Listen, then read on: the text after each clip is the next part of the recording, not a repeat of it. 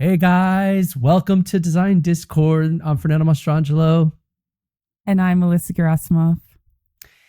And guys, it's the end of the year and it's our last episode of the season. We're breaking this down by season. We have something really fun that we decided to do because it's been a big year. And so we've done a lot of seeing of design. We've talked a lot about it. We've had amazing guests.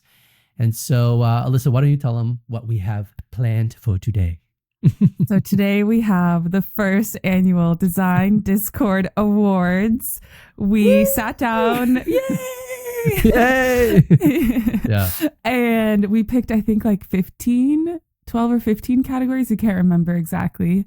And Fernando and I don't know what the other person picked. Yeah, totally. So we may have some have some overlap. Maybe, I don't know. We'll see. Maybe. And Mika kindly put together this presentation for us. And we will discover what the other person picked live. And I'm so excited to do this. I think this will be probably the most fun episode of the year. Also, the most challenging one. Oh my God, this was so challenging. You know, I get it. Like, it's hard to give awards. It is not easy. So, because the thing is, you want to be fair, but you also have to think like, okay, I didn't see everything out there. So guys, this is not like, okay, you know, this is like to the best of our ability. You know, like we see some things online, of course. But for me, yeah, it was pretty challenging. I was like, dang, because not only was there a lot of good stuff, but I also wanted to like find some, you know, like niche. And also I had like a little bit of trouble. Like I wanted to not promote, but I wanted to award some of my friends. And I was like, okay, Fern, you can't do that. You gotta, yeah. What was going through your mind when you were doing them? I feel like, I don't know. I feel like for every single one, I picked something different, like something, you know, for example, like one of our categories is like best chair. And I feel like for that one, I really wanted to make sure that I really tried to find a chair that was designed in this past year instead of just being like, what's my favorite chair ever? Right. Totally. Me too. No, that's, by the way, I tried to stick to that. I tried to stick to things that were current this year. Mostly. So anyway. Yeah. Mostly for me too. I did pick a few that I was just like, this is maybe my favorite thing I discovered this year. But it was really hard. And there are some things that I picked that I was just sitting, you know, like on Instagram, going through gallery websites over the last few days. And there's a few things I picked that were like totally new to me too, which I thought was kind of interesting. Well, also, we're recording this right after AD100 just got launched and Design Miami actually closes today.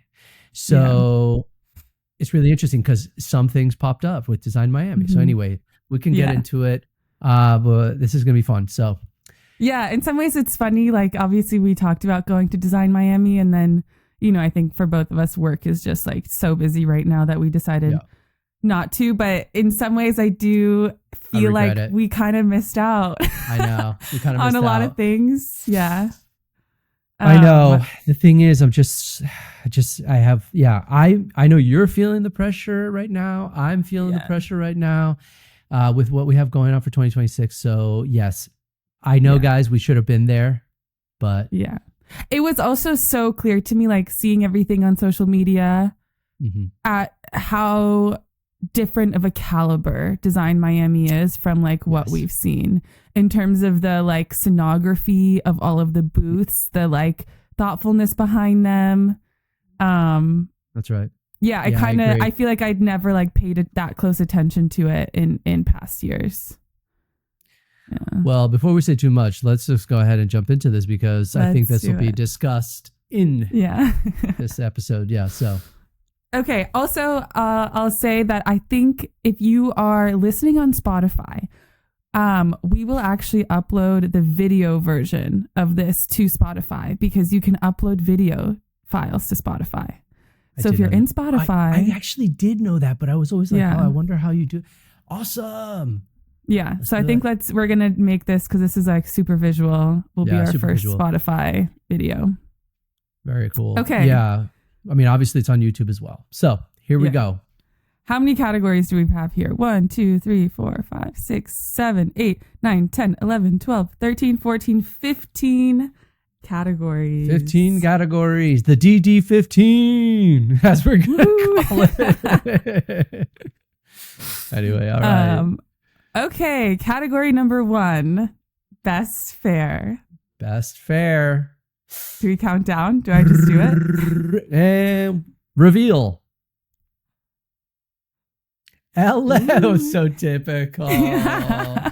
LA Design Week. Look at her because she's an LA gal. No, okay. So, I didn't go, so I don't know. Tell me why you thought it's number 1. You know, I just feel like obviously it's a little bit grassrootsy. You know, it's the second year that LA Design Weekend has been running. And I just felt like looking back at the fairs that we went to in New York, LA Design Weekend has a totally different energy where there were a lot of like exhibitions that were outside, and there were like people were just sitting at like cafe tables and chatting with each other and kind of moving from one event to the other together because it was structured it was really structured in terms of you were in this neighborhood. This show was from 9 a.m. to 11 a.m. This show was 11 a.m. to 2 p.m. The other show was 2 p.m. to 5 p.m. because it's so hard to kind of like find a thread like through the city that they like keep everything really structured. So you almost feel like you like travel with the same group from like event to event throughout the day. And I have never been to anything in LA that has that sort of feeling. And it felt like the community really came out. And out of all of the design events that I went to this year, I look back on that one like the most fondly. Very nice. So yeah, not so much about what you saw, but more about the feeling that you got from the fair this year. Yeah. Interesting. Well, I'm curious to see like how it develops over the years, because I know they're trying to like get a little bit more money to fund it. But that was like my favorite weekend in LA by far this whole year. Was there young makers there? Were there like area style makers? Yeah. Mostly young. I mean, the Future Perfect had something, and honestly, like there's not the design gallery scene in LA is like not really that thriving. So the Future Perfect was probably the biggest one. Like Carpenters, and I think there's there's Albert's Benda here, Friedman Benda, but they didn't participate. Yeah, it was like a little more. Yeah, low-key young designers. Well, I went with Design Miami. And honestly, the thing was I was really torn between Salon in New York because that was obviously just last month. And I went, and it was, I think that Salon in New York is the best fair now. Like that has kind of, become the best fair because it's the most established. When I went to it this year, all of the major interior designers were there. Everyone came out for this event, and it did feel like the New York community was there. But I will say, Design Miami, this last one, and even though I just saw it via Instagram, I did a deep dive on every single booth. I did feel just had that elevated. It looked amazing. It looked amazing. The feeling, everyone brought their best stuff. Each booth was curated really well. It just felt strong. And I did end up regretting that we didn't get to see it in person because I do think that there's a different effect when you do see it in person. Although Miami always kicks ass in the sense that it's beautiful out. It's always fun environment. Everyone's having a good time. So that always helps too. But I think that compared to what I've seen Design Miami doing in other locations and throughout the year, I think that this show came back strong, and it felt like good energy. And so that's why I wanted to choose that. Although Salon is a close second this year. So because we've toured a lot of shows this year, and these just felt like the most professional and the best presentation. Yeah. I mean, it looked if I was only like judging on the like actual presentation, I probably would agree with you. And you picked the photo from Wexler Gallery. I did choose a photo from Wexler. I thought they had a really good booth this year. A lot of great new works. And so that's why I chose the Wexler image. I thought it also captured there was other good booths. I just felt like this one had a nice dynamicness to it. So yeah. Cool. Well, a good follow-up for this is best booth. Best booth. Wow, I can't even remember which one I chose right now. No. All right, so drum roll. And yes. Ooh. Oh, you chose Superhouse. Yeah, they've been getting some attention. That's cool. Okay.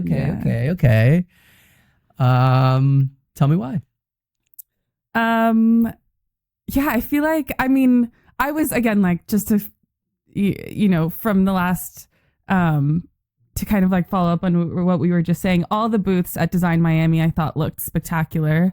I don't remember who I saw on Instagram, but I just thought that I started reading about the like actual curation behind their booth, and I thought it was so interesting. So Superhouse is a gallery in Tribeca, I think, in New York. I think they're always showing amazing stuff, actually. But for Design Miami, they are actually showing historical works from the 1980s and 1990s. And they're almost all works from private collections from those designers that they picked. And it sort of feels like they are trying to exhibit sort of like the birth of this like avant-garde furniture movement in the US. And I just thought the concept was really interesting, kind of unexpected. And I love color and things that feel playful. So it feels very playful.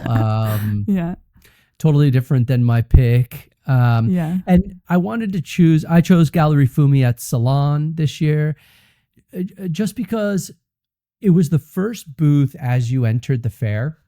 And it was just so elegant. And I've been a big admirer of Jeremy Anderson's work, and he had a beautiful presentation there. I mean, Gallery Fumi in general is one of the top-notch galleries, but I just loved how sensual the space was. It felt it was dark and moody, but I felt really drawn to it. I thought, the pieces they were showing were really beautiful, as always, but it was mostly just the feeling that I got when I was in that booth compared to other booths. Like I realized that these like very well lit spaces are good for certain work, but I think in this context, I think there's been a lot of this movement towards a little bit more of what we were talking about this year of like comfort, and so I think I'm kind of drawn to that, and I think Fumi did a really good job of that at Salon, and making that feel that really cozy comfort, even though they're showing very contemporary work. So that was my selection. Yeah. Cool.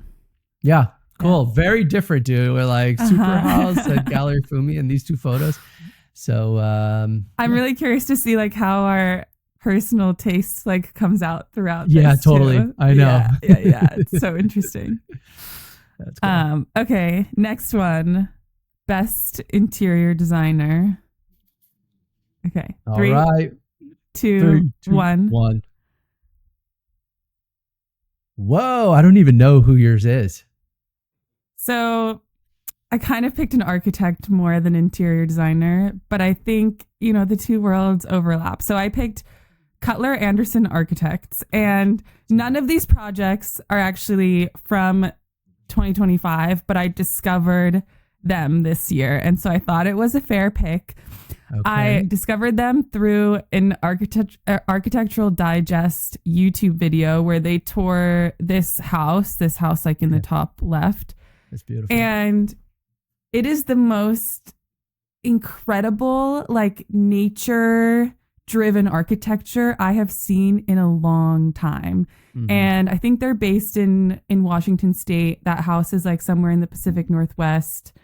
And I just like fell in love with their their homes this past year. Cutler Anderson Architects. Check it out. So they're architects and interior designers, obviously. Not so much on the interiors, but I think it's like the kind of architecture firm that's like a little bit more holistic, you know, where they kind of do the full like feeling of how you enter and walk through a space. Yeah. That was the only one that I feel like this year I like was totally really blown away by. So yeah. Well, I selected Chris Shao Studio. He also runs Objective. And Chris, I've worked with him in the past, but year after year, Chris just, and I think because he mostly works in China and Shanghai and parts of China. And I know he's done projects in the US, but I don't think that we pay as much attention to his work in the US because of that, although he's huge over in China. But his interiors, sometimes I'm like, are these renderings? Because I just can't understand how exceptional these spaces look. And I just chose this one part of he's doing a lot of hospitality, but this one photo, I just love the vaulted ceilings. They're so elegant. I've always thought like this guy is just on another level. Okay. He's able to blend elegance and contemporary furniture in a way that not that I rarely see this, but he does it in a way that to me speaks of the highest level of sophistication. And that's, time after time, he's delivered these spaces that to me seem like fantasy dream spaces that are still livable and still functional. And so I just wanted to bring him to as my best interior designer of the year. I think he got an award this year, also best interior designer from another magazine. And I think it's so well deserved. And someone that I think, has just done incredible things over the last five years of his career. So that was so cool. I actually didn't know that he was doing interiors too. I thought he was just a kind of a dealer gallerist. So he is mostly an interior designer, and the gallery was kind of a way for him to also put the works that he loves and uses in his projects into the, but and then for a time period, I know there's been a little bit like a back and forth with his, with the gallery. Like people thought maybe Objective had kind of closed, but it didn't. They showed him in Paris this year and stuff. Yeah. So I think he's trying to somewhat keep both alive, but he has such a thriving interior design firm that I think that keeps him really busy. And if you look into his work, you'll see just the scale and extraordinariness of what he does. So anyway, check him out, guys. Chris Sau, congratulations, best interior designer of the year for DD and Cutler. I'm gonna check them out. Yeah, I'll send you that YouTube video after we're done recording. It's just like blew me away, honestly. All right, cool. Okay, best gallery. Ooh, this was a tough 3, 2, 1. Okay, dude, you're going to LA. Gotta support my city. Okay, so go ahead. Maybe I'll start with this one. So I chose objects with narratives, and I've just, ever since they came on the scene, they've just been like a powerhouse. And I think that they're kind of the new wave, new generation that is in that like levels of Carpenters and the sort of like high-end galleries. And I just think that they're kind of leading the way in that new highly collectible market. And obviously they're European based, but I think they're just,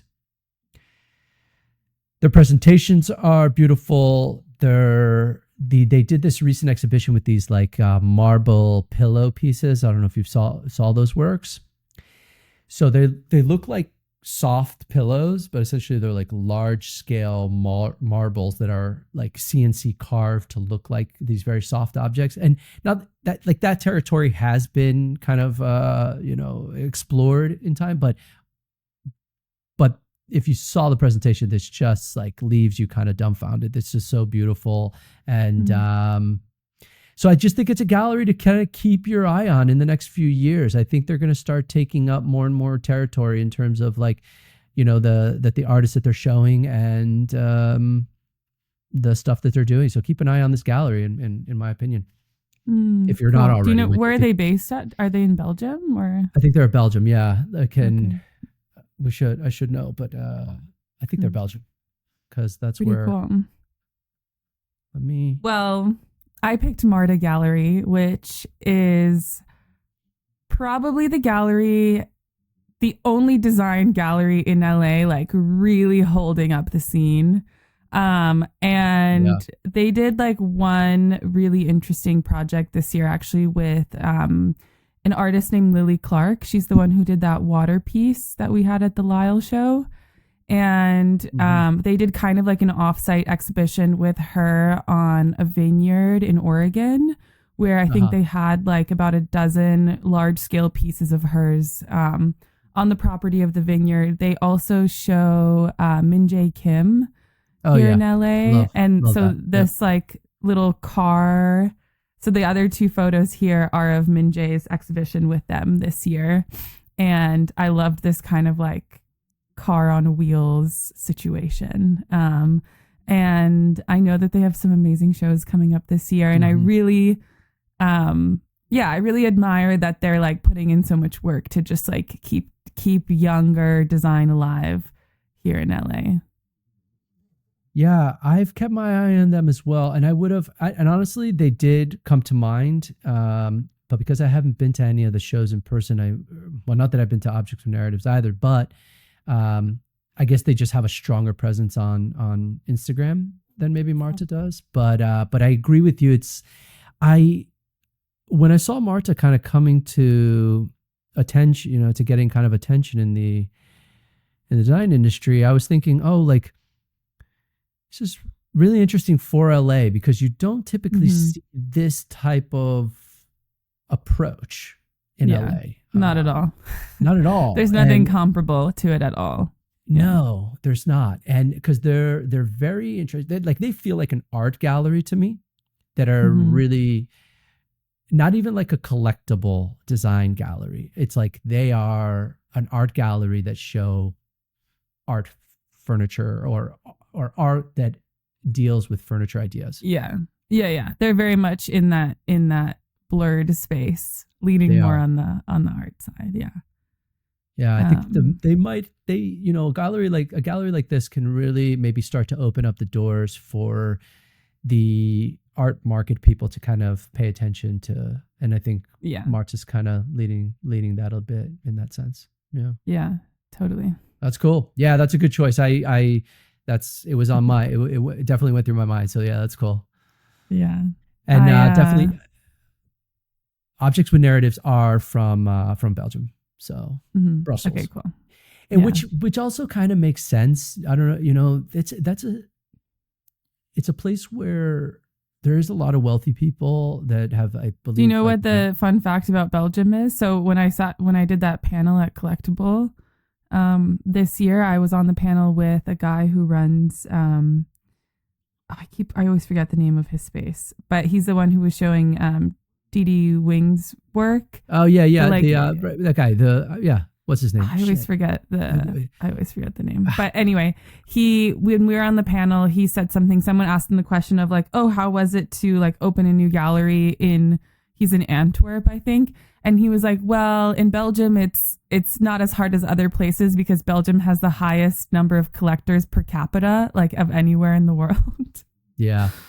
I think I know that, and a little deeper layer of that, I think they're very friendly tax wise to wealthy people. And so I know that a lot of French people have moved there for that reason, is to kind of be able to have a friendlier tax situation on their, so then, I think Belgium's open to that. So that brings in collectors for them. So that's cool. Yeah. Yeah. I mean, I've thought a lot about that this year, when we've talked about Mexico and just other countries. And how difficult it is becoming in the United States to really, like start businesses, do experimental things, because I think other cities and other places may have an advantage over us in that sense. And that's been really because the cost of living here is too high. Cost of living and doing business is just getting so high. So a lot of artists, and also just like cost of fabrication and all that. I mean, the more you kind of dig into the way designers are getting things done, a lot of people are having to outsource to other countries to be able to kind of like make that arbitrage work for them. So, but when you start to see other cities start to come out with like these kind of galleries where they can be more experimental, show, really cool things that maybe teeter between the commercial and non-commercial, like that's, I think, because they have that ability to be able to do that financially, which is a benefit to other countries. I'll be honest. Like, okay. Best showroom. I'm curious where you're going to land on this one. Yeah, I think obvious. Yours is obvious. Okay, good. Because I think I went with the other obvious one. Okay. Okay, ready? 3, 2, 1. What? Okay, never mind. Yours is great. Shit. Go ahead, start. I almost didn't want to. So I put Casa Valle in New York. I almost didn't want to put it because I was like, I've talked about it so much. It's so obvious, but I just couldn't help it because every time I've been there, it is just like one of the most beautiful spaces I have ever been in. And every time I go there, I feel like inspired and awestruck, and I just had to pick it. And I did actually, I wanted to give an honorable mention to another showroom in LA called Stalin Band. And the reason I wanted to give them an honorable mention is because I didn't know about them until a few months ago. And then a few of our like area makers were like, oh yeah, I like work with this showroom Stalin Band, and it's in Venice, which is very close to me in LA. Never heard of it. And it seems like they really sell work consistently for their young makers and designers. So I wanted to give them a shout out because I think that it's not often that the feedback about a like sales partner is consistently so positive. Especially someone you've like never really heard of before. Never heard of Stalin Band. I'm going to check them out. But your choice of Casa Valle, first of all, Giancarlo Valle, amazing architect and furniture designer. I couldn't agree with you more on this, and you've like almost swayed me. I think you made the best choice overall. Like you're right, because when I have been into their showroom, it is just entering another universe, and it feels so cool. It's just everything that they have is so cool. Yeah. It's like a whole, like Giancarlo and he started designing a home for me many years ago in like 2015 or 16.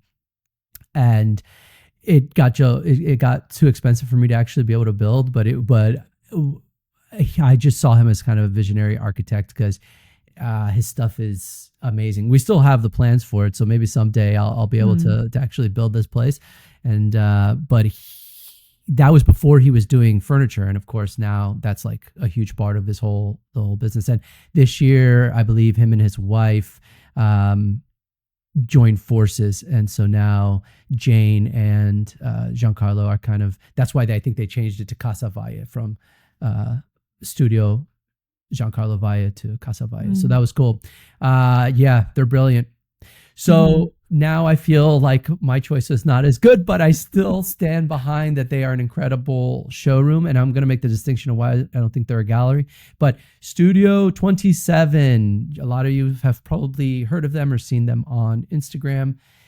They've been around for quite a while now, but they have this amazing ground floor space right in Tribeca. And so I think that I don't know if they consider themselves a gallery, but I would definitely think of them as a showroom because they're in the sense that they have a lot of different artists. They do host some solo shows, but that's not really their programming. It's not a conceptually based gallery. It's more of a showroom where they curate and select very beautiful design, and they present it that way, similar to like the Future Perfect or something like this. And that's who I thought you were going to choose, by the way. I thought you were going to say the Future Perfect. That was the most obvious. Honorable mention, Future Perfect's always a wonderful showroom. But I think Studio 27 has kind of, they just have been able to, they've done a really nice job of creating almost like a Studio 27 aesthetic. Okay. It's refined, minimal work that seems very highly crafted. And I think that they've found their niche and been able to kind of pluck all of the best kind of designers in that niche and present them in a cohesive, beautiful space that's, you know, like when you're in the space, it's also extremely elegant and beautiful. So anyway, I know they are doing solo shows, by the way. There's this, the piece I chose here, the photo I chose, has this glass from an interior designer who started did a whole series of glass furniture this year. And that's one of them. But yeah, there's someone that I look at all the time, and I'm always like kind of jealous of the stuff that they show, because it's, you know, and I think they bring in interior designers. They have architects that they work with that also make furniture. And so, yeah, that was my pick. That was my pick. But I think you chose really well. So yeah, I thought about like, because I also feel like in the last like 2 years now, there's been this rise of, maybe in New York especially, these like self-made showrooms in terms of like in common with open quarters. That's kind of where my mind went. Like Danny Kaplan opened his own showroom versus like which I think is interesting. I know what you mean, and I think we'll probably end up talking about it in a couple more slides. But no, I agree with you. So anyway, yeah, let's that was good. Okay. Next one. Best breakout star. Oh my God, I'm so curious what you're going to say about this. I think maybe we have the same person, maybe. I don't know. No, I don't know. No? Okay, cool. Well, let's see. So breakout star of 2025. Yeah. 3, 2, 1. Oh, okay. Oh, I was looking at your selection. So I went with Kiki Gotti. I think I think this is going to be her year, or I think 2026 is going to be a good year for her. But I thought that the stuff that she showed at Collectible, I just think that she's ready. You know, I think that the designer gets to a certain point where they're ready to kind of be in the limelight. And I think that her collection there, her new glass pieces at Todd Merrill, and she is, I think, going to be a major player. And so I wanted to give her credit this year for kind of like launching something really cool. And I think someone to also really keep an eye on. So yeah. I'm excited to see what she does next for sure. I picked Thomas Yang, who was a part of Colony's like residency program. I think he's finishing up his like 2 years there now, or just did. Yeah. And I just love his work. Like, it's so meditative and simple. He uses a lot of these kind of like found stones throughout his first collection that he launched. And I am also just really excited to see what he kind of does over the next few years. Yeah, I became aware of his work in Folly at Collectible that Hannah Martin curated, and it was that table that you're showing here that with the little pins with the flowers. Yeah, it's just it's beautiful. Yeah, it was really good. So okay, Thomas Yang and Kiki Gotti. Keep an eye on those two. Great breakout options. Stars. Yeah. Okay, best new collection. Oof. Yeah, this was tough for me, but yeah, okay. Interesting. Okay. 3, 2, 1. Okay, you got Kiki on there. Yeah, I That's got hilarious. Kiki on here. Wait, you put two people? I did. I put two. I couldn't pick. Okay, fine. So I picked Kiki too, and her new collection that we saw at Collectible. Dang, Kiki's got some momentum on our awards this year. Yeah, and then I also really loved these pieces from. I think she's an interior designer who is now who has a few furniture collections, and also at Collectible, she debuted this collection. Her name is Llewellyn Chapin, and there had these like silver chains and pearls hanging off of them. Yeah, I thought they were lovely. Like, I'm still thinking about them all the time. Yeah, I remember you pointing these out to me, and I remember you really liking them. And Kiki Goatee, these are good selections. I mean, best collection. Yeah. Well, I couldn't pick between the two. I love them equally. You love them equally? All right. Yeah, that's fair.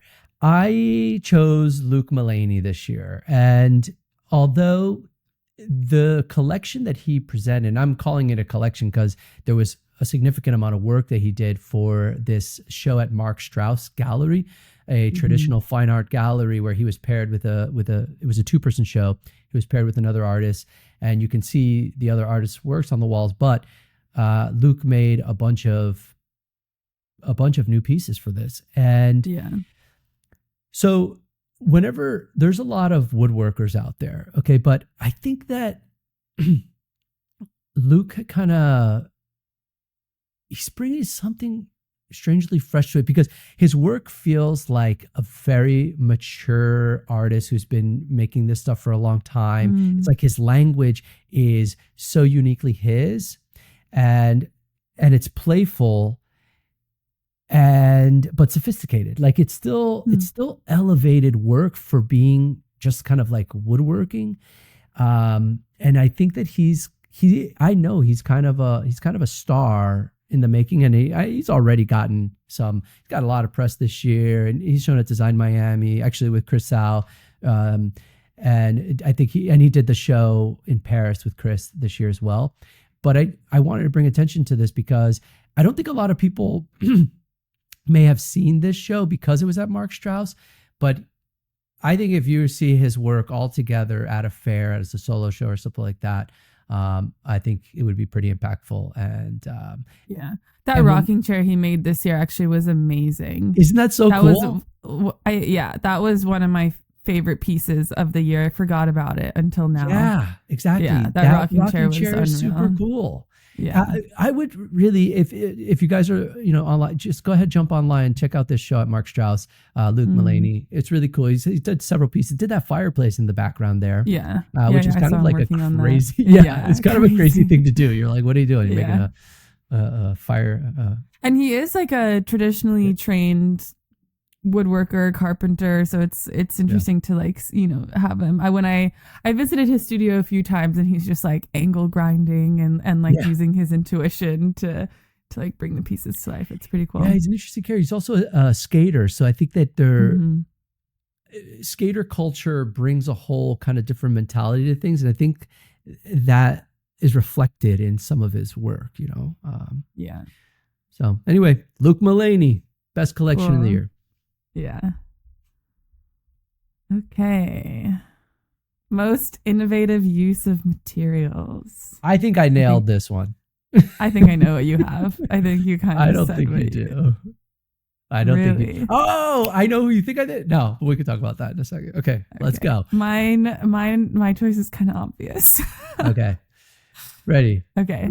3, 2, 1. Okay. Yeah, you chose. Okay. Nice. Yeah, Jack's work is amazing. So I chose Jack Craig, and it came in obviously just now because he's just presenting for Design Miami, this new collection, and this is the piece that I decided to choose. But I actually, it's on my phone. I screenshotted his use of materials, but this is his technique for molded carpet. Whatever that means, I have no idea. but that's why I'm intrigued, because when I, zooming in on some of these pieces, you can see kind of the carpet, right? But then there's like an overlay of some other material on top. And I'm fascinated by this use of material. Okay. Now, the aesthetic of the objects, it's still growing on me, they're playful, they're colorful, they're odd, they feel almost like these pieces feel like they're from like the aquatic world, they almost feel like things that you might find in an aquarium, if that makes any sense. So that's the feeling I get. I don't know how you feel, but when I see this, I'm like, okay, like black stone, aquariums with little pink rocks in it. Totally. And like, almost like coral reef, stuff. So that's, but to take molded carpet and to be able to elevate it to this degree, I think I think this guy's onto something. And I hadn't seen his work in a long time. And I do remember really loving these kind of PVC things that he would mold marble into. I don't know if you remember those works, but anyway, he's back with this kind of cool new technique and use of material. So I wanted to give him credit for, kind of breaking out. That's a great choice. That's a really great choice. Yeah. Thank you. Yeah. You're welcome. No, I was like, dude, this is the guy right now with this material. Yeah, this is cool. I really struggled with this one just because I feel like it takes that, maybe like extra layer of research of like really understanding how something is made. But I went with the other Fernando, Fernando Lapose, who in my mind, he's gotten this award every year for the last 10 years. And he has been working with a lot of the same techniques like for that period of time. But I still think, he finds a way to make these materials feel super elevated and elegant. That mirror is from like extracted agave fibers. And he used to have these amazing videos on his website back in the day of him like actually pounding the agave and showing how those fibers are kind of extracted and then cleaned. That daybed is made from avocado leather. And then the I don't know, like cabinet is made from corn husks.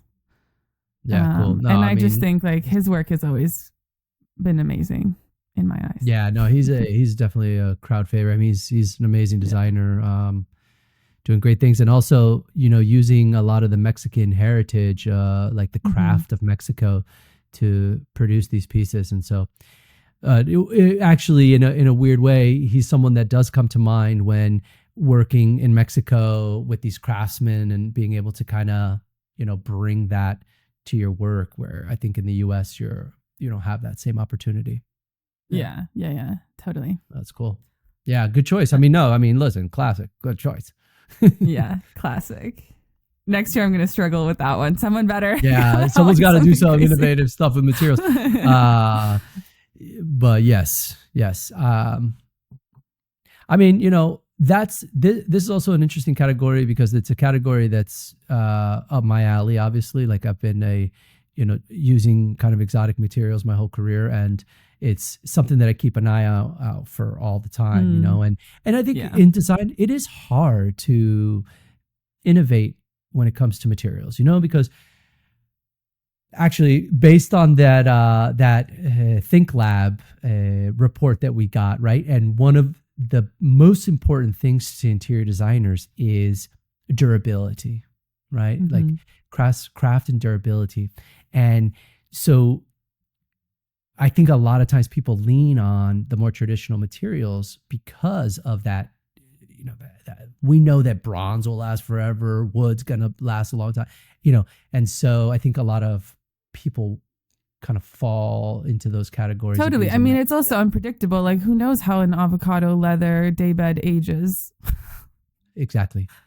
you know, or molded carpet for that. Yeah, exactly. Yeah. Like you don't know what that's going to be like 10, 20 years from now. It's true. Exactly. I never thought about that. Agave threads. Right. So I think a lot of times we lean on that, but I think that when you find materials that speak to you, and you can master them, even though they're not something that can traditionally be mastered, you know, if you know what I mean. It's not like we know when someone is a fine woodworker or stone carver or whatever, but when Jack Craig comes out and says, well, I'm going to be a master craftsman of molded carpet, it just kind of takes your mind to a different place. So I think that's, you know, and like over the years of working with like sand and silica and salt and all that stuff, like you do learn how to kind of master these materials, even though they're completely not conventional. So anyway, I'm always got my eye out for that. And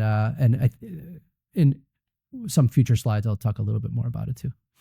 Okay. Next category, best chair. Best chair. All right. I found this one so hard. I looked at hundreds of chairs. I thought you had your fave. Remember I have a favorite chair on area. Yeah. I have a favorite chair on area. Different. But I don't know if I think that's like, I had to think like, do I think this is like the best chair of 2025? Right. I don't even know if that chair was made in 2025. I mean, dude, I don't know that this was such a tough one because it's like there's millions of chairs. There's so many chairs. Yeah, I think we have to maybe change the category next year because this is a tough one. I know. All right. Okay. So 3, 2, 1. Forma fantasma. Muy interesante.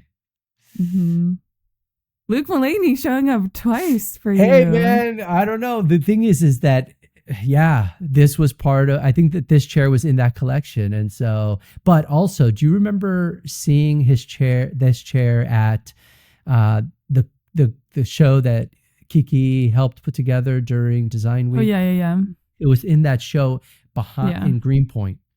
And I think that was one of my first kind of like exposures to it. And this chair has stuck with me for the year. And I was like, okay, this thing is cool.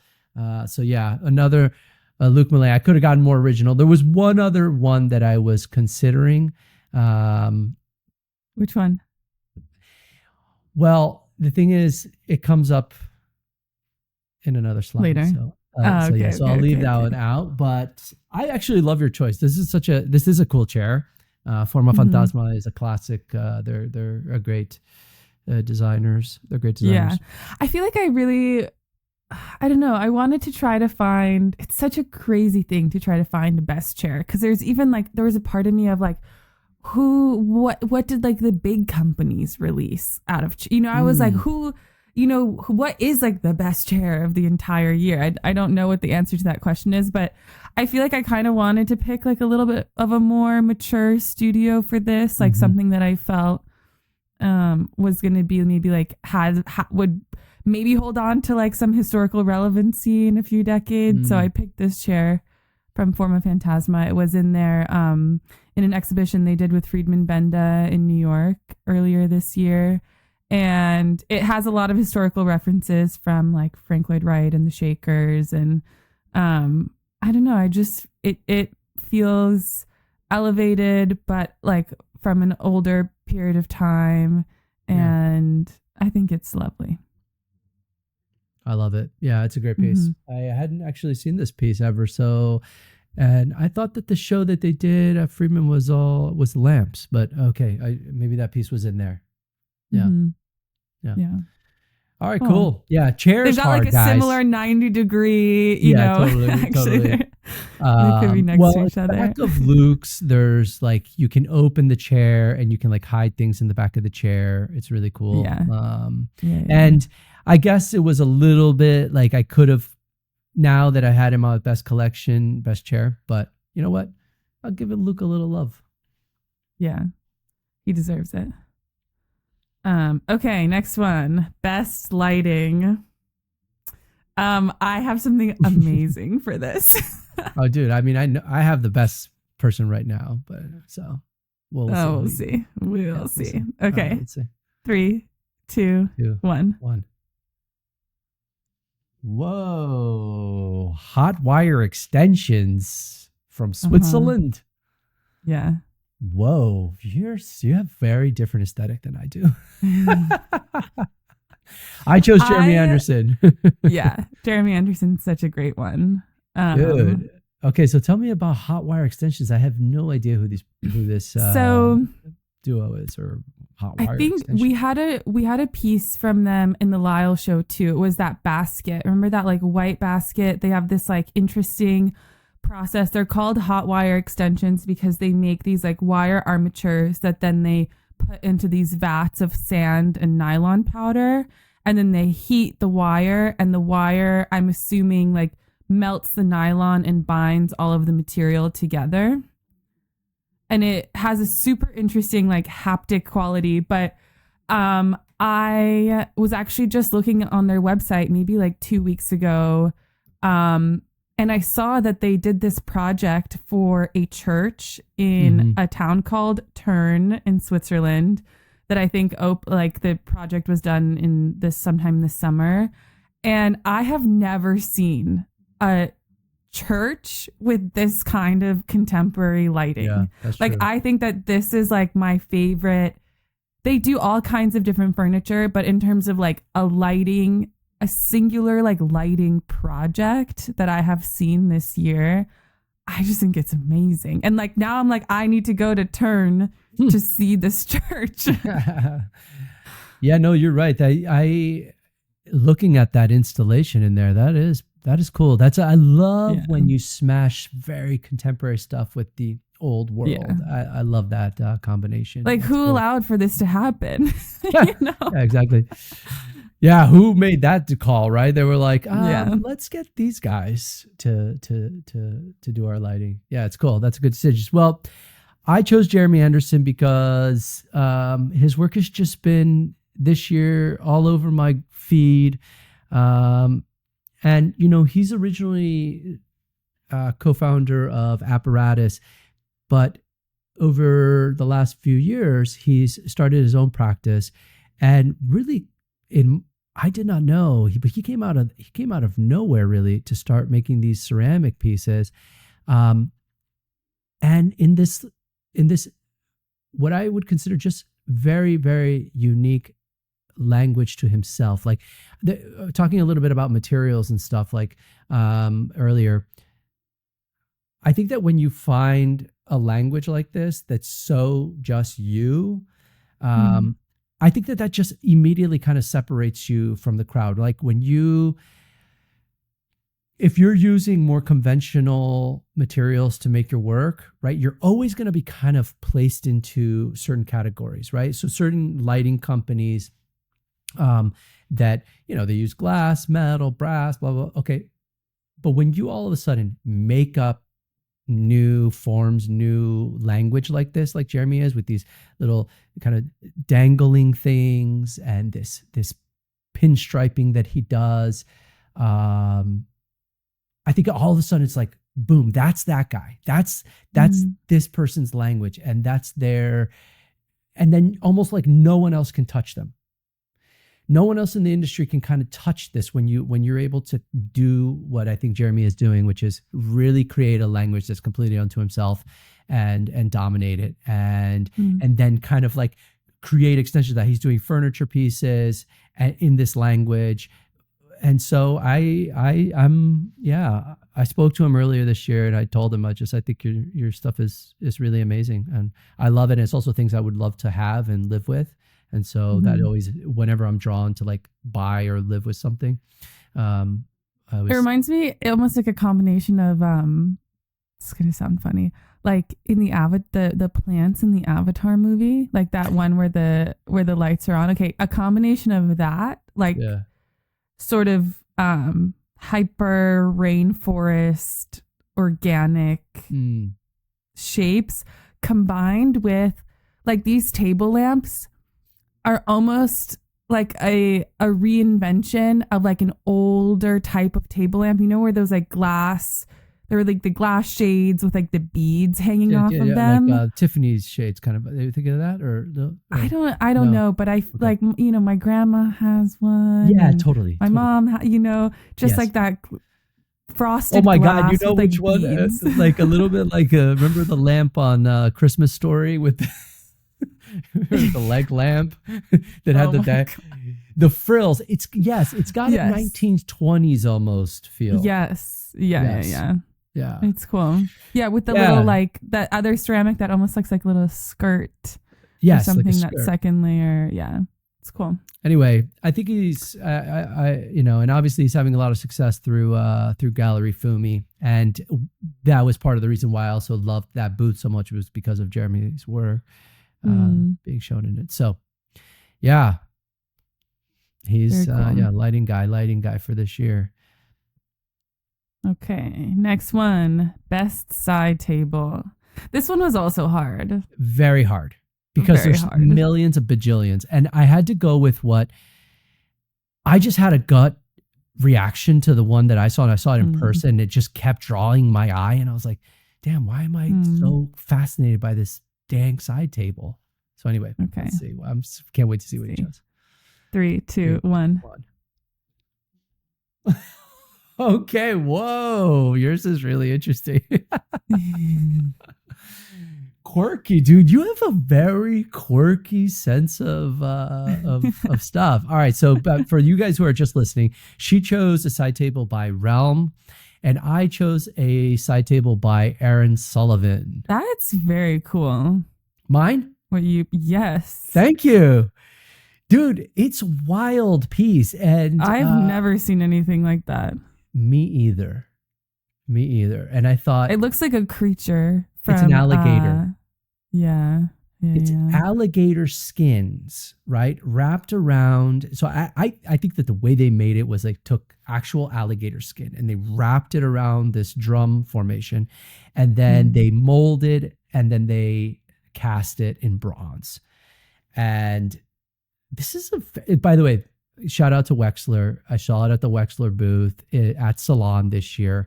And I was talking to Lewis at the booth, and dude, my eye just kept going back to this side table. I was like, oh, what is this wacky, cool thing? I don't know. I was just taken by it, and it stuck with me. So I wanted to just bring some attention to it because I thought, it's kind of cool. And she's done a few other ones in this. I went to her website or Wexler's site, and they have some other pieces anyway. Yeah, that's amazing. Cool. I'm glad you like it. Yours is quirky. It's sweet. It's I always come back to we have this one on Area, and I always come back to it. They're an amazing duo doing kind of like surrealistic furniture out of Baltimore. Never heard of them. Realm. Mm-hmm. They show with Dud House also. Oh, they show at Dud House. Okay, that's cool. Okay. Yeah. And I just love this piece. It just feels like endearing, and I would love to have it in my home. And I think they have a really cool visual language, and I'm excited to also see what they do in the next year. I have to see more. This feels to me like I've seen this language before a bit. Yeah. But, no, not knocking on them. I just think that, I'd like to see what else they do in that vein. This was such a hard category. Yeah. Because anyway, there's bajillions of side tables. And so to pinpoint one, I just chose, I don't know Aaron's career or anything. I just remember like that thing drew my attention, and I got stuck on it. There was one other one, but she's so young, but I don't know why it stuck with me. Do you remember she's actually a RISD gal at Wanted this year? She did these kind of crazy ceramic side tables that were like tubular. Oh, yeah. That thing still sticks with me in my mind of like when I'm like going through my head of like all the stuff I saw. I'm like, oh, that side table was kind of interesting. So honorable mention to her for that. Yeah, that's interesting. I don't know if I had any side tables that I saw in person that stuck out. That really stuck with me. Interesting. Yeah. I mean, we live in the digital realm anyway, but yeah. So. Okay. Next one. Ooh, best find furniture. I loved this one. I think I have something really Okay, cool. here. Yeah, I'm curious what you got. Let's just get to it then. Okay, let's do it. 3, 2, 1. Oh, wow. Wow. Yours are interesting. Very Sorry, interesting. I can't see the screen that well. Okay, I moved it. Yo, interesting. I do not know this artist. Sang-woo Koo. So I don't think many people do. Alyssa chose Sang-woo Koo, and I chose Gregory Besson. Gregory Besson. So go ahead, tell me about Sang-woo Koo. So Sang-woo is a Korean furniture maker who I feel like I've kind of had my eye on probably for the last 2 years or so. And I'm always just like blown away with what he's making. And he's like one of those people that has, I don't know, not that many followers on Instagram and probably has like a largely, I'm assuming like Korea based buyer market. And I can just imagine that these pieces are so beautifully crafted. And I mean, dude, that table looks insane where the pieces are piercing the top surface, right? The side table. I think that's a side table. That looks exquisitely made. Exquisitely made. Like, and those that chairs. Like weird chair. Yeah. And that chair that's like at an angle, but then the seat is flexible. Like it's so bizarre. I don't have any idea what that is. Yeah, that's a chair. That's wacky and cool. I saw wacky. It's out there. It's very interesting. Very interesting. I'm glad you brought this person up to me. This is cool. Very cool. All right, you beat me. Nah, I don't know. So obviously there's we've made the distinction this year a little bit between fine furniture and collectible and all that stuff. I think your guy teeters on the two, but I could see why this is fine furniture. I chose Gregory Besson, who I've been following for a long time. I curated him to a show a long time ago, but I don't know. A lot of people probably know Gregory's work at this point. He's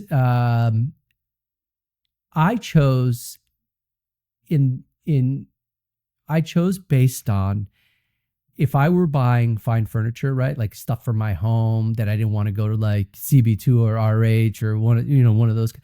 Like Gregory is always kind of hitting the mark for me on like the kind of furniture I would want to really live with, because even though I used to buy a lot of like emerging collectible stuff, our home ended up turning quite wacky. Like there was a lot of just like wacky furniture in there. And over the years, I've realized that long-term living with that isn't as pleasing as kind of living with pieces that I know will age, that are timeless and sophisticated. And I think that he kind of delivers on the timelessness of like really high quality fine furniture. And Mika's a huge fan as well. We're always kind of like, I wish we could buy that piece from Gregory, because they're just such livable, beautifully crafted, and kind of, and also honorable mention to his photography. I think his photos also really just tell a nice story of his brand that he's kind of building.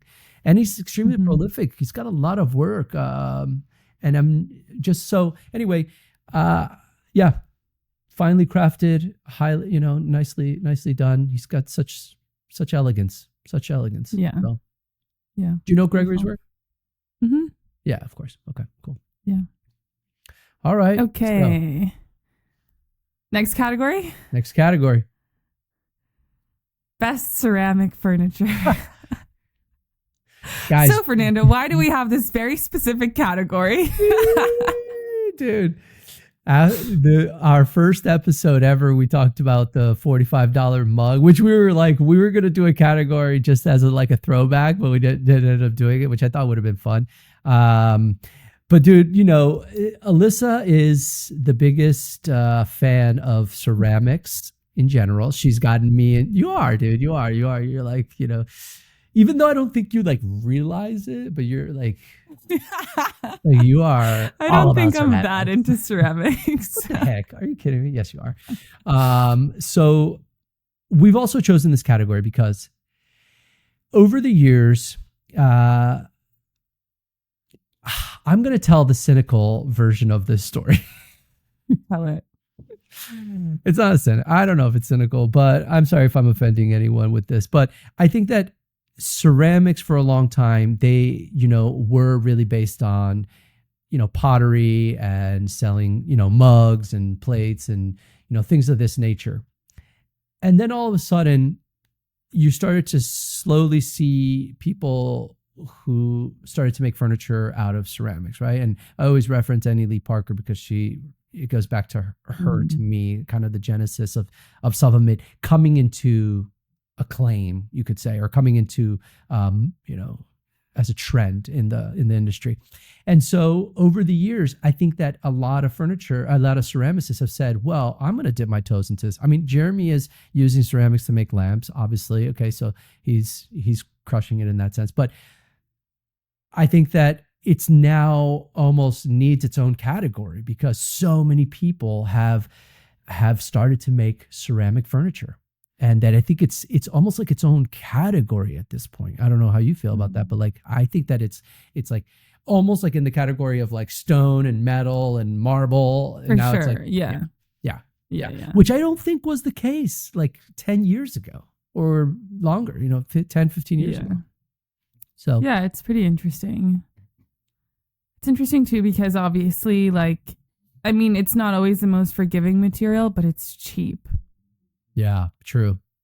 In terms of like producing a marble or a bronze chair and producing one out of ceramic, it's like incomparable, the price. That's a very good point. Not about how inexpensive it is, but I think why people have leaned into ceramics is because it is a direct process, right? You hand build or you push, right? You do whatever it is you're going to mold, not mold, but hand mold.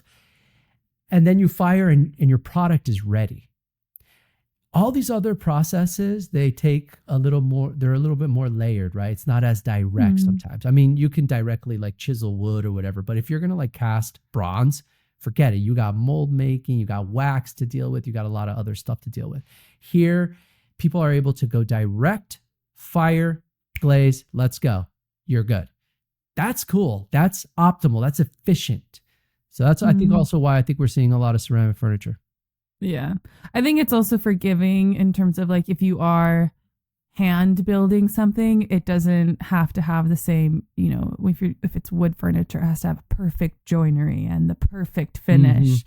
And I think ceramic is way more forgiving in many cases. You're totally right. Yeah. Yeah. So it's like the craft can still be high, but it can still have some hand made qualities to it that give it, some quality. Yeah. Some, anyway.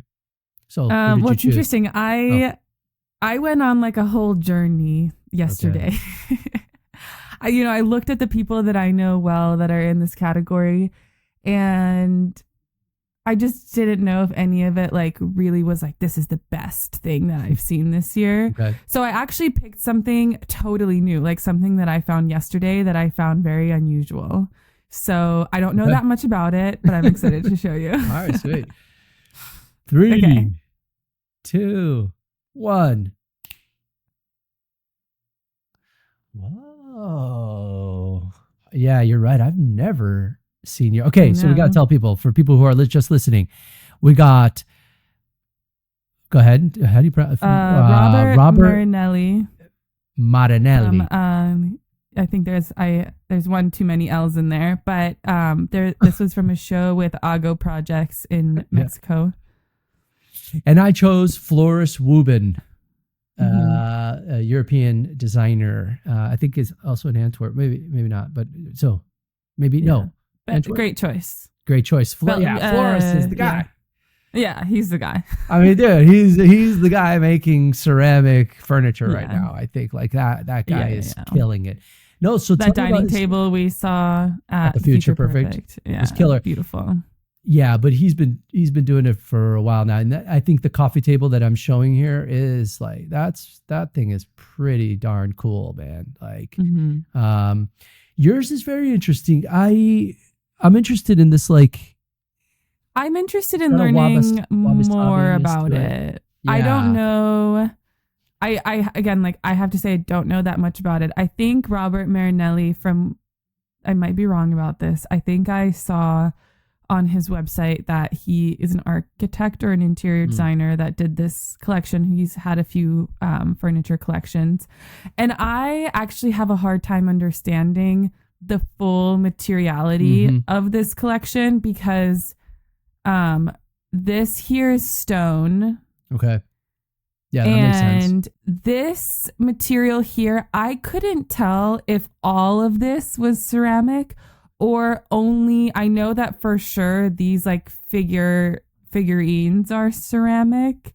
Yeah. They did not have like the best explanation of the materials. I actually do think all of that is all of that is fire I think ceramic. So too. No, I think so too. Yeah, from what I can tell, it looks like it.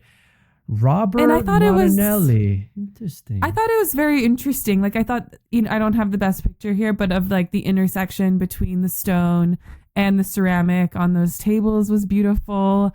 I was kind of, curious to see like Floris's work has a lot of structure and this, is a little bit more unstructured, and it just kind of struck me. But, yeah. That's my pick. Well, they're interesting. They have a little bit of a Flintstone-y vibe to me. A little bit, but I can appreciate them. They're cool. Yeah, I'm gonna take a little deeper look into that. Yeah, that work. Yeah. I mean, maybe I chose the obvious person, but I think that. But it's sometimes deserved. Yeah, Floris Movement. I mean, for people who don't know his work, you got to check it out. Really doing large scale ceramic work. And if you go onto his Instagram or his website, you'll see some of these kilns. The guy's got a massive kiln to be able to pull these things off. And I think that one is a little bit rare to be able to have the capacity to make these types of works. And he does a lot of the extrusions, which are really fascinating. But yeah, the dining table that we saw at the Future Perfect. But if you just deep dive into his work, he's doing a lot of these cool coffee tables, like low coffee tables.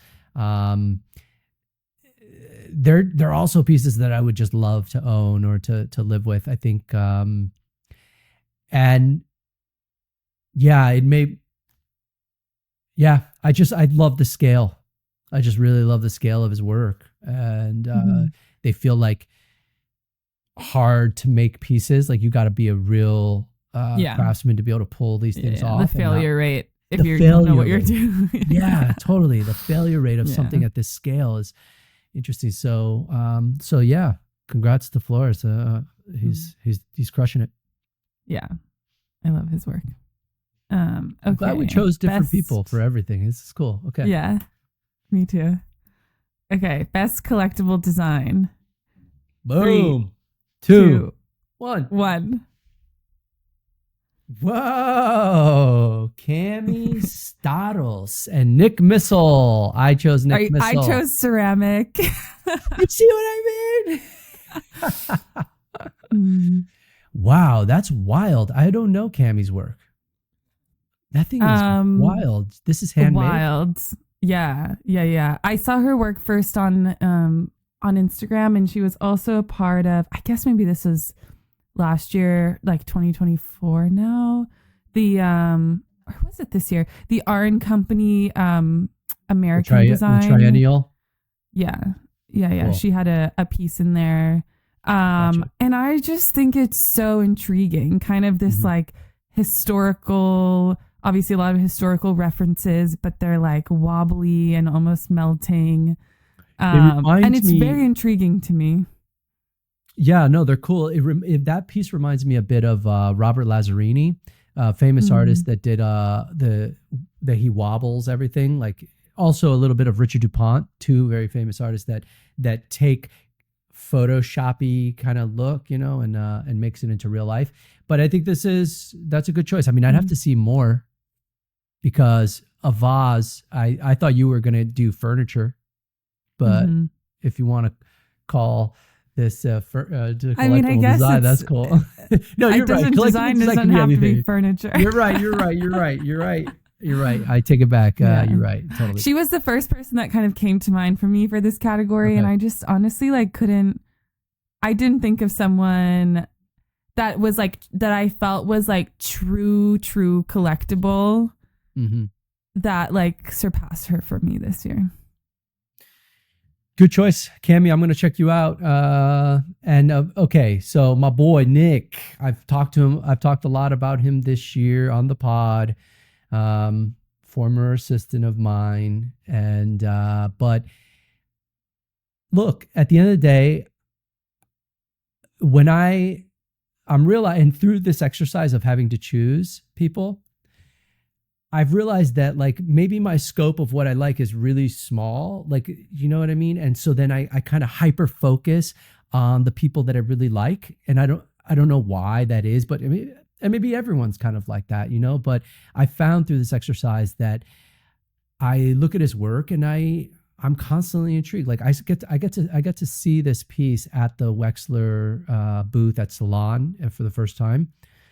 And first of all, so Nick is using old radiators and epoxy resin. So he's taking black resin and casting it into these aluminum radiators. What that means, I have no idea. So he was another one in the category of innovative use of materials. I think Jack was a better choice only in the sense that, so he's using aluminum and epoxy, which are kind of known materials. I mean, he's doing it in a way that I've never freaking seen before. But this to me, okay, I wanted to talk a little bit about this because I'm like,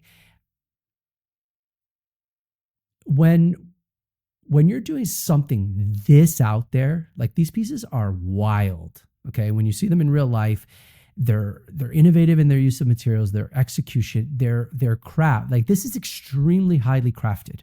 Okay. Even though it looks like this, like kind of wacky, like folded unto itself kind of thing that maybe looks like it was smashed in a car press or something. But it is extraordinarily hard to make these works. And so whenever I see this, I'm like, I don't think people quite understand how difficult it is to craft an object like this. He also, by the way, so he was my other choice for best chair because he took this same technique and made a chair, and it's incredible. So shout out to Nick. I think, you know, this piece, these works are really onto something. And, you know, I think that I don't really see anyone else. And also I want to mention, I mean, he showed these last year as well, but the foam pieces where he's taking kind of like egg carton foam, the kind of, it's like really, it's the foam that's kind of like for acoustics. It's kind of like the bumpy stuff, right? And he's like making these crazy tables out of that. Like, I'm sorry, but like, I really have not seen anything out there like this. Like in general across the whole field. And this is the kind of work that you have to be a master mold maker at. And I guess maybe because that's one thing that I do a lot is mold make, is that you can appreciate that. I can appreciate what that takes. Yeah. What that takes. So anyway, from one master mold maker to another. Exactly. Yeah. Very good job. Very good job. Cool. These are two cool pieces next to each other. Yeah, they are cool. Yeah, and they kind of have like, maybe they should be in a group show together that we can. Yeah, maybe they should. Yeah. Do it. If anyone's looking for curators. Exactly. All right, Cammie and Nick, congratulations. Okay. Best collectibles this year. I think this is our last category. Okay, cool. Well, best photography. Interesting one. Well, I think it's because we talk about it so much, right? We're like, you got to shoot your photos really well. So yeah. All right. Okay. Interested to see what you chose. Mine's maybe obvious, but we'll talk a little bit about it. All right. Okay. Let's go. 3, 2, 1. Oh. Okay, so you chose, I pronounced this name, Jiri? His name is Yuri Krejcirek. He's a designer from the Czech Republic. Okay. And I actually think beyond photography, I think he is one of the most exquisitely branded, like in terms of his attention to his own brand is exquisite. He's constantly iterating on his photography, his website. I recently asked him for a catalog for a few of his pieces that I was trying to find for someone. His catalogs are beautiful. You can tell it feels like his work is almost like easy to buy online because every piece has some sort of like conceptual photography shoot that he does. It has detail photos. It has a frontal, a side, that drawer opening. He's always, I don't know, he has between 12 and 24 photos for every single piece that he does. Wow. And it just feels like you really get a sense of his work I think he's master cool. at creating his own brand. I've never seen this designer, so that's cool. Yeah, I mean, I'm gonna look into this because this is interesting. It's beautiful. Yeah. So, and I chose quarters, and for a very specific reason, because as I started to kind of look over the entire landscape of what's going on with photography right now, there is just this entire movement of the style of quarters photography that is going on in the design industry. Everything seems to have this kind of, I don't even know what to call it, but this kind of atmosphere to it, right? And I think that they're part of the reason that this has proliferated is because everything's moved into this kind of more moody vibe.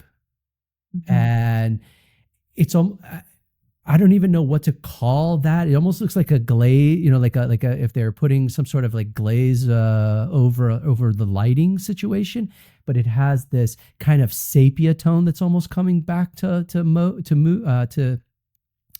into fashion, almost like a 70s sepia tone kind of vibe that everyone's been kind of using. And so for me, I think that kind of identifies the last year or so of photography in the design industry. And I'm not saying that is my favorite or anything like this, but I think that is kind of the time right now. And you're starting to see a lot of interior design. I mean, in fact, I feel like Giancarlo's stuff even kind of fits into that, right? So a lot of designers are kind of using this. And I think there's a few photographers out there who and I've mentioned William Jess Laird, who his type of photography, I think has kind of come into fashion, if you want to call it, and kind of overtaken the entire industry. But I think Quarters does a really good job of creating the mood for that. So that's who I chose. Do you know who does their photography? No. I guess I should have looked. I'm curious. I'd be curious. We can ask them if it's not easy to find. Because I think I'd be curious to know. I'd be curious too. Yeah, I guess I should have looked. I guess kind of was looking at the photography itself, but I think that it's super branded too, But I think, and we'll see if this kind of continues to be the trend into 2026. Oh, I think it's him. I think it's the guy that you just said. William Jess Laird. Yeah. Okay. So at least he's tagged on their first photo. He's the one who's tagged.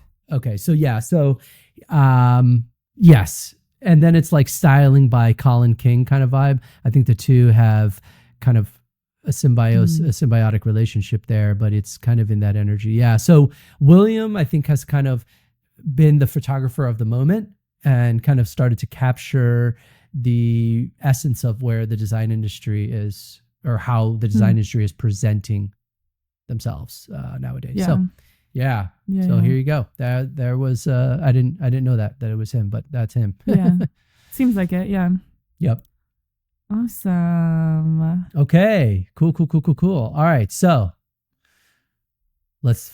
Oh, we have one more. Oh, that's right. And we got one more thing. How is it always that? What's his name? Steve Jobs used to say. And one more thing. Yeah, that was his famous line. Okay. Dun, dun, dun, dun, dun. Our favorite Design Discord episode. Obviously, very hard to do. I actually think we might have the same one for this. Oh, dang. Okay. I don't think so, because I think Mika would have told me. But okay, ready? Okay, ready.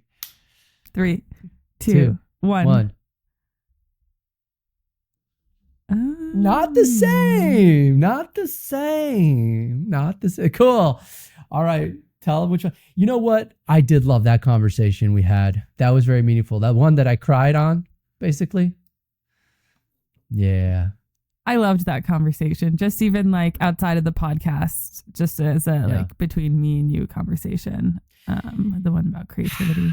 So that was a good one. Yeah. It's creativity and making a living. Yeah. That wasn't I remember that conversation. We had it when I was still at my other home and studio in Hobart. And well, I chose What's Next for the Industry with Julie. I couldn't really not try to shine a light on the fact that we did have Julia on this year, and it's been fun to have her, that episode in particular. I just remember both you and I were like oh, just like kind of in a like, that was such a we're fangirling. Yeah, we were fangirling, like, sitting there like, oh, she's so smart, she's so cool. Exactly. And it was like, so I just felt like that. And it's also, I guess, because it was more recent. Although I will say massive honorable mention to our latest episode with Rebecca, because that thing has just been flying. It's just flying as an episode. And I think that one shows me actually how important it is for like topics to be like of the time. Yes. If that makes sense. Like the episode that we did about collectible design, and then after the fairs, and then this one, it just feels like everyone's been talking about PR this year. Yeah. And so you can sense that people like wanted to hear. Oh my God, did they? Yeah. It really, it broke our record on YouTube right out the gate, and it's just keeps flying. So, I think it was an important conversation. By the way, I re-listened to it. I was driving to New York the other day, and I re-listened to it. And when you re-listen to episodes, that when you're engaged in the conversation, it's a little bit harder to like, because you're trying to think like, okay, well, I need to ask questions. I need to kind of like, what do people want to hear? But then re-listening to it, I was like, dang, I took a lot from that. Yeah. Yeah. You know, I think we both went into it with like both like two very clear perspectives of like, what do we want to know from this conversation? Yeah, totally. And we were like asking for ourselves, we're like, okay. It's like, how much does that cost? And how much does that cost? Oh, so you got to pay for that dining on top of it? On top? Yeah. She's like, yes, on top plus retainer. I know, that's so funny. So honorable mention to our latest episode, but definitely shout out to Julia for coming on twice, and someone that we're going to bring on a more regular basis in season 2. And that was, and now I feel heartfelt that you thought that you bring this out as our as one of your favorite episodes. It too was one of my favorites, although getting vulnerable is never easy. So, but I felt like it was a nice one. So, so cool. So wait. My God, I feel like we've had a huge episode here. So well, we're not over yet. I know we got it done yet. I know we're gonna have to do these fast because yeah. All right, we'll do these fast. Okay, so now we have 10 designers to watch in 2026. 5 from me and 5 from you. Okay, here we go. They're all in one slide. Okay, fabulous. All right, let's go. Woohoo! Oh dang! Okay, we were gonna have. Yes, this was my big surprise. So wait, I'll do mine first. Sweet. And I'm going to start with my number 1, even though this is not in order. But my number 1 person to watch is not a designer. She is a designer, but in a different way. My co-host, Alyssa Gerasimov, because 2026 is going to be a huge year for you, dude. And it's already been a big year in 2025 for you. But I think everyone needs to watch out for Area. Come into a Google search near you. But I think you're going to have a big year. So I kind. wanted to give you a shout out for someone to keep an eye on, because she's a great entrepreneur, and she's really kicking ass, and she's working her butt off, guys. And I think you're going to see big things from Aria and her and Jen in 2026. So that's my number one star to keep an eye out for next year. No, thank you. Yes. All right. So let's go through some of these. Mine were also Suju, who I've gotten really close to this year. She's someone that is just got picked up by Studio 27 and has started to see some success there. And I'm really excited about her work. And I've been semi-mentoring her this year. So I feel like she's someone to keep an eye out for in 2026 and beyond. I think she's going to be a name that you guys are going to start to see more and more. Nina Nino, which I think almost no one is going to know her just yet. Maybe a few of you might. But I met Nina last year at Aspen, and we've been in touch ever since. And she's developing some really cool work. And I wanted to give her a shout out for people to start paying attention to. I think she's in Colombia. So right. She moved to Colombia to work on the collection because she's from Colombia. But because of all the bull crap with Trump this year, with the immigration stuff, her and her husband Jordan ended up coming back to the United States to finish the collection here because they were scared that they might get stuck in Colombia and not be able to return. Anyway, they're back. They're working out of Raleigh. I actually went to go visit them this year, saw the pieces in progress. Her and I stay in touch all the time. I think you're going to see an incredible collection from her in the near future. So, Nina, their work is amazing. Yeah, she's coming along. Studio Valerie Name, old friend of mine. She used to work at Ingrau's. Now she's on to doing her own thing. These glass works that she's doing, I just think are so freaking cool. Okay. She's a name that I think is going to kind of explode. I don't know what her future plans are for her work, but this woman knows sophistication and elegance. And I think you're going to see big things from Studio Name in the future, Studio Valerie Name in the future. And a lot of people probably already know her work, but keep an eye on her. I think she's a star. And then we have a crossover. I knew you were going to put Miles on there, and it's because, but Miles Gracie, who I think we've mentioned before. We have different works here on display, but I chose Miles because, well, one, we got to meet him and did a studio visit with him, and then he was in Folly, completely separate. That was, I think that he's someone to watch. Yeah. Just someone to keep an eye on out that I think he's going to be in the dialogue. He's going to be in the game. And I think next year might be his breakout year, or, next year might be his breakout year. So keep an eye on Miles Gracie in the future, doing very cool snails and other amazing wood carving. Amazing woodworker. Yeah. So, all right. Who do you got? I don't know these people.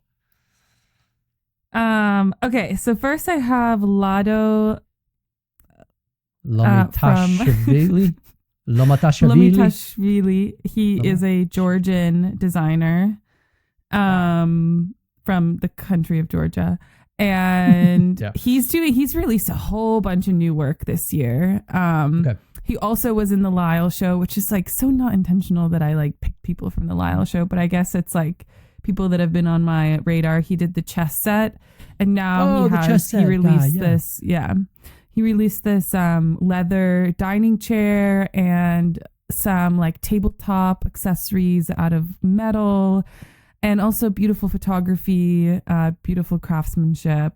I'm like, cool. Yeah, Lado. That's the whole point of this, to get us some new people to keep an eye on for. But okay, that's cool. Yeah, Miles again. He, I think he's gonna have a big year. I won't talk too much about him because you mentioned him. Yeah. And then Mansi Shah is a designer based out of like the Palm Springs, Joshua Tree area in California. And I've followed her for a little while, and she just also released a new collection during LA Design Weekend. And I kind of feel like this also might be like her year of growth and like more new work. And I'm excited I think the last time I talked to her, she wants to maybe like show in New York for the first time this year and kind of is in those maybe like first few like pivotal years. So I'm excited. She also does some like wood furniture as well. And then Loki Humphrey, it should be actually Loki with a C, Locki, is an Australian designer. And he actually just won the Emerging Design Award, I think during like Melbourne Design Week, and also came onto my radar because he applied to be on Area and is on our international waitlist. Nice. And I don't know. I'm just like excited to see what he makes this year. And I feel like his work has been kind of in my mind, a lot of like text, like woven and like textile parts to his work too. And then I picked this kind of like collaboration. So Apapacho is a design studio based out of Mexico. And they, from when I first got to know them, they have a line of ceramics that they produce with Mexican artisans, but they in the last like year and a half have released a few furniture pieces in collaboration with this company Azotea, which I believe is a kind of a showroom, kind of like a manufacturing partner. And they've done some like stone. They just released a stone collection. Their last pieces were like a wood bench with a woven seat. And it always just feels like really nice and really elegant and beautiful. And I'm always like excited to see when they're releasing. Never heard together. of these people. Cool. Yeah. Mm-hmm. All right, guys. That's it, right? Or we have any more? Well, I don't know. Do we want to do this? Ooh, 2026 predictions. We're already at an hour, almost 40. I think people are gonna lose people. That. Let's save that for the first episode. Let's do that. Next year. We're gonna do our 2026 predictions at the beginning of our new season, and so let's tell people a little bit about what's going on with season 1 and season 2. So, do you want to do it? Sure. So we are going to take a little break for about 2 months. We think we're going to kind of come together. We've started having conversations, sort of seeing, where we want to take the podcast in season 2, putting together an amazing line of guests, starting to kind of have those conversations, starting to film those conversations starting in January, and hoping to come back for an amazing season 2 that feels like an awesome progression of what we've started to do this year. Yeah, guys, it's been a journey doing the podcast this year, trying to do this every other week and really stick to that. And it's been like a growing thing. Like I've learned a lot about myself doing this podcast. I've learned a lot about the industry, like kind of looking at it a little in a more deeper way and getting some of the experts on and talking to them about it. But this pod this year kind of defined this year for me in a way, and I think it's been really special. And we're really excited about coming back with season 2 and trying to change our format a little bit and see, try new things. And we do have an amazing lineup of guests already, which we're excited. And so we're going to pre-record so that we can have, because you got to keep in mind, we're still trying to do this and our jobs. And so it's a big thing.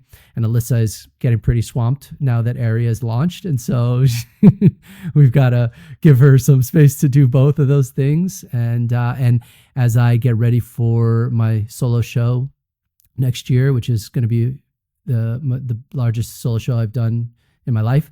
So lots going on for us, but we love the pod and we want to keep it going. And if anyone knows any sponsors that want to help us with sponsorships for the pod, that would be fantastic, because it's we think we're at that stage where we'd love to have some sponsorship and be able to take this further and get it to more people. So, so thank you. Oh yeah. Thank you. That's what I was going to say. Yeah. Thank you to guys. Everyone. My God. Thank you guys for listening to us. Every other week, and honestly giving us a lot of feedback over the year in person. Oh, I didn't tell you the other day, I was at Diner over here in Hudson, and someone came up to me and goes, Design Discord? And I was like, what? She's like, you're from Design Discord? I was like, yes. She was like, oh, so nice to meet you. I was like, mind blown. I was like, this is crazy. So that was really cool in Hudson, New York. So where I live. And so anyway, that was fun. But anyway, yeah, guys, without you guys listening, we really wouldn't be anywhere. And so thanks to everyone that's been supportive of the pod. We love you guys. And happy holidays. Enjoy your time off if you're going to take it. And let's get ready for a badass 2026. I think it's going to be an exciting year of lots of cool stuff. And we're going to really try to really see everything going on in the industry next year. So anyway, it's been fantastic. Yeah. And in these off weeks, listen back to the episodes that you haven't listened to. Yeah, maybe we share could do them with a friend. Share them with a friend. And don't forget about us. We'll be back with a vengeance. Yeah, we'll be back. We have some amazing guests, guys. It's coming up. So all right. For our last episode of Design Discord, signing off. See you in 2026, people. Love you guys. See you next year. All right. Bye.